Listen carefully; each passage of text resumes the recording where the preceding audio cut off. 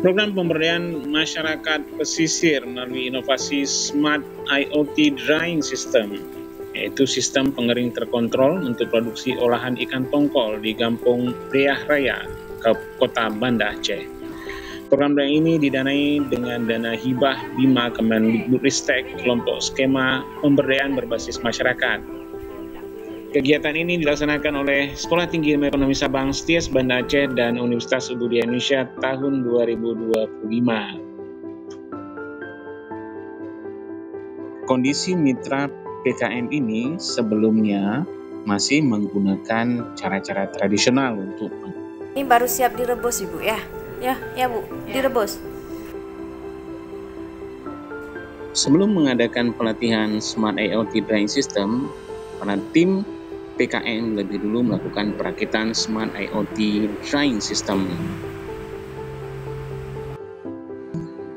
Pada akhirnya, tim PKM memberikan sosialisasi dan pelatihan IoT Smart Drying System kepada mitra binaan, yaitu UD Anugrah.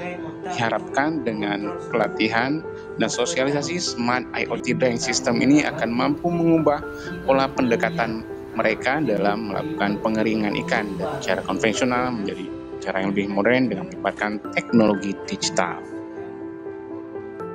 Selama ini kami hanya beroperasional dengan secara alami, dengan ada bantuan mesin, alat semacam ini sudah membantu kami di saat musim hujan, di saat teriknya matahari, sudah sangat membantu banget. Alhamdulillah. Kalau ini adalah ibu ketua kita, Ibu Rahmani. Saya ingin bertanya kepada Ibu Rahmani, bagaimana Ibu memberdayakan kelompok ini ke depan dengan kami memberikan produk IoT sistem drying. Insya Allah dengan ada bantuan ini kita bisa mengayomi anak-anak ini nanti ke depannya. Insya Allah.